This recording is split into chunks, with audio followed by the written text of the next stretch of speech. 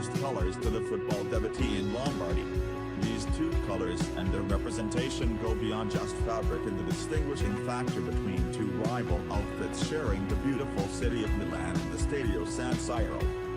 The famous red and black shirt of AC Milan has graced the shoulders of many legendary footballers over the course of the club's rich, successful history. Varying personalities, profiles, and backgrounds putting the shirt on over the Rossoneri's storied 119-year legacy, administering an array of different playing styles and methods of expression on the pitch. Footballers are not all cut from the same cloth, and the sole element that binds them is their love and passion for the game. The freedom to be expressive, convey ranging personalities and burning desire to perform to their fullest potential opens the door for role advancements and the ability to mesh together where it matters most, in between those white lines. Throughout Milan's history is a register of iconic footballers that have authored eras of renowned success and domination. Towards the end of the late 1980s, Italian entrepreneur Silvio Berlusconi's rescue mission of saving the club from bankruptcy turned the tide and ushered in one of Milan's most successful reigns. On the back of the 1980s, the early 90s brought about the revolutionary mind of Arrigo Sacchi and familiar face Fabio Capello, leading dynasties that eventually resulted into a stockpiling of silverware. Names like the formidable Dutch trio of Ruud Gullit, Marco van Basten and Frank Rijkaard are in mammoth acquisitions, moving the needle together with the Italian contingent of Franco Baresi and Paolo Maldini, Alessandro Costacurta, and Roberto Donadoni. Together, the powerhouse forged the unit widely considered to be the golden generation of the Rossoneri, for the manner in which they established domestic dominance and seized control on the European stage. Yet, nearly a decade after Capello's Milan staked their claim as the best in the world with 3 consecutive Serie A titles, a 58-match unbeaten run to earn the Invincibles label and the 4-0 demolition job of Barcelona for their 5th European title in 1993-94, another winning chapter unfolded, led by the eyebrow-raising Carlo Ancelotti.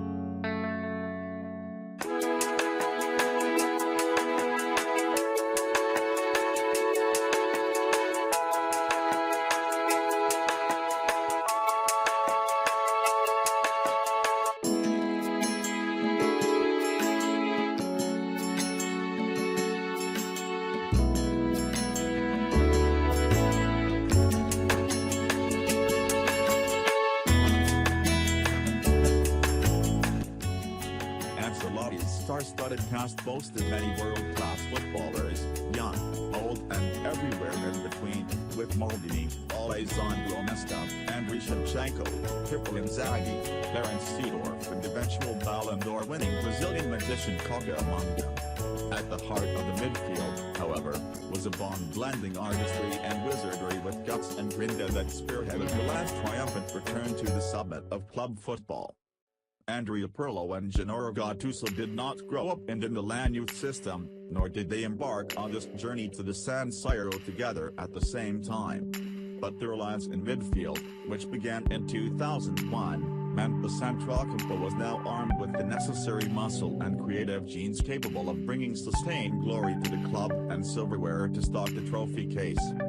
Prior to his transfer from Inter, Carlo Mazzoni's transition of Il Maestro from an advanced role further up the pitch to a deep-lying string-pulling regista on loan at Brescia put Pirlo's prolific career in motion, with Ancelotti being the prime beneficiary when handing him the keys in the midfield setup of both the 4-3-1-2 and famous Christmas tree shape, a 4-3-2-1. By no means was Pirlo alone in this area of the park either, as Rui Costa and Kaká's mesmerizing play and ingenuity in attacking roles freed him to hover around the base of the midfield in conduct like the composer he was. Alongside the Flero-born metronome, setting the rhythmic tone was Massimo Ambrosini, Seedorf and Gattuso contributing on the defensive end with brawn and brains. Yet there was something special about the contrasting personas of Pirlo and Gattuso and how they formed a watertight, cohesive partnership throughout their prolonged stay in the fashion capital of the world. In Pirlo, you had the trouble-free nature and ability to pick out any pass out on the pitch efficiently and effectively, along with the inch-perfect precision and craft as a dead ball perfectionist. Then there was the tenacious Gattuso, brimming with energy to burn and a mean streak to complement his no-nonsense demeanor. Pirlo's success as the elegant and graceful playmaker, supported by Rhino's brutish behavior, was the perfect balance of beauty and beast that would make them one of the best tandems of the 2000s. During their second season together at the San Siro, Pirlo and Gattuso's inseparable bond loomed large in a trophy-laden 2002-03 campaign in which Milan toppled Capital Club Roma to hoist both the Coppa Italia crown and lift their sixth European title by defeating rivals Juventus 3-2 on penalties. Inside Old Trafford in Manchester, against the Old Lady of Turin, it was business as usual for Pirlo and Gattuso, as the former sprayed the ball around with tranquility while the latter armored his fellow countrymen, covering each blade of grass the suave star's shadow occupied. 2 years later, however, fortunes would change for Pirlo, Gattuso and Milan on domestic football's grandest stage.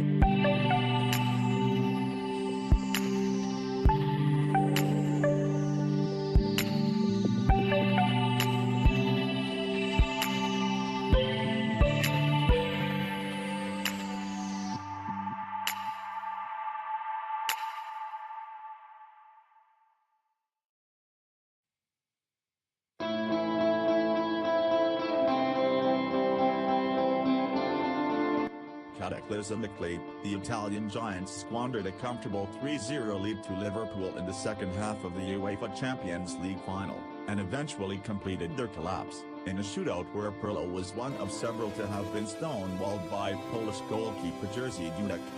Without question, this was a crushing blow to the Rossoneri and remains an unspeakable, delicate subject to relive amongst those who bleed the colours.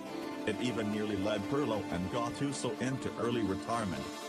As he detailed in his autobiography I Think Therefore I Play, Pirlo admitted, "I thought about quitting because, after Istanbul, nothing made sense anymore. The 2005 Champions League final simply suffocated me. We'd invented a new disease with multiple symptoms, Istanbul syndrome. I no longer felt like a player, and that was devastating enough. But even worse, I no longer felt like a man." As intense and thick-skinned as they come, Milan's full capitulation left the hard-headed Calabrese enforcer traumatized so intensely that he too considered following Pirlo to the door. Former CEO Adriano Galliani revealed earlier this year that after Istanbul, Gattuso wanted to leave AC Milan because he loved the club too much. They said the pain would go away quicker if he had left. Perhaps it was the heartbreak and rawness of such a demoralizing defeat that rendered these ideas. However, the negative energy stemming from this collapse was burned and used as fuel for renewed hope and redemption down the line for Gattuso, Pirlo and the rest of the club. Following the Calciopoli scandal that rocked Calcio and the Azzurri's inspired World Cup victory over France and Berlin, the 2006-07 campaign brought about lofty ambitions for Ancelotti's Rossoneri.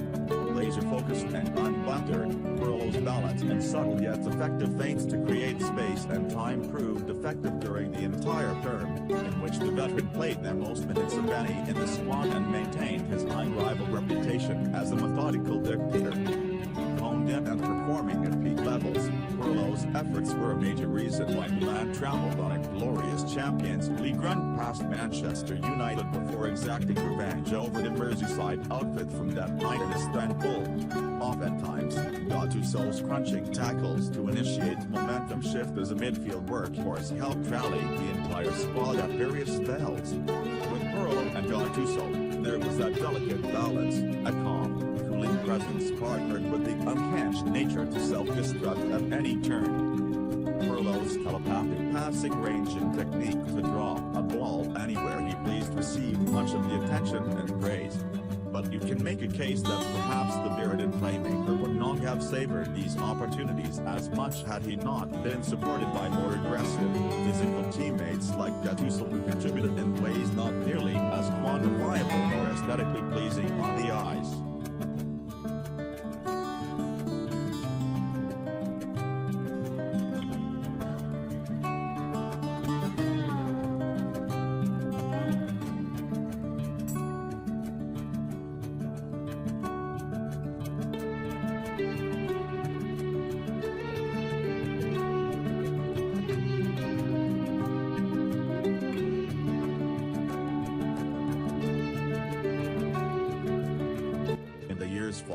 Milan's European redemption, Pirlo and Gattuso remained key fixtures in the side despite the departure of Ancelotti and sale of Kaká to Real Madrid in 2009. Efforts were made by Chelsea to break the bank up in Milan by lodging a less than reasonable offer for Pirlo's services, which President Berlusconi rejected in order to keep the Italian architect in the fold for the foreseeable future and muster another go at silverware before widespread changes to the squad arrived. The 2010-11 Serie A season under Massimiliano Allegri saw both Pirlo and Gattuso's roles diminish in what was a Scudetto-winning campaign charged by the arrivals of Zlatan Ibrahimovic and Robinho. Caught between the pursuit of re-establishing dominance on Italian soil was a superstar's career in limbo. With his contract to expire at the end of the season, both Pirlo and the club mutually parted ways, ending a 10-year marriage, and it did not exactly have the fairy tale ending most would have hoped. Allegri observed Pirlo as a player who slowed his system down too much and perhaps was closer to father time than a new lease on life in Italy, which was debunked as he went on to join Juventus on a free transfer, win 4 straight Scudetti and win back the years with major contributions towards Italy's runner-up finish in the 2012 European Championships. As for Gattuso, he would spend just 1 season more at the club, in 2011-12, before Milan's old guard was dismantled and headed into retirement at the beginning of a nightmare era that refuses to relent even to this day. Together, Pirlo and Gattuso spent 10 illustrious years together wearing the red and black shirt, winning 9 trophies, including 2 Scudetti, 2 Champions League trophies and 2 UEFA Super Cups. But more than just silverware and the honors they shared were the stories of this good meets evil relationship, all neatly framed in Pirlo's captivating autobiography, the most famous involving a fork. "You could see the red mist coming down," Pirlo vividly explained about their regular training ground encounters. "Gattuso would grab a fork and try to stick it in us. On more than one occasion, he struck his intended target and the fork sank into our skin. We were as soft as tuna, the kind you can cut with a breadstick. Some of us ended up missing games because of one of Rhino's fork attacks, even if the official explanation from the club was one of muscle fatigue. Opposites attract." A real yin-yang relationship was shared over a decade in Milan between Andrea Pirlo and Gennaro Gattuso. Proven on the pitch and off it, the Italians' disparate profiles and compatibility on the same wavelength made them a truly fascinating duo to dissect.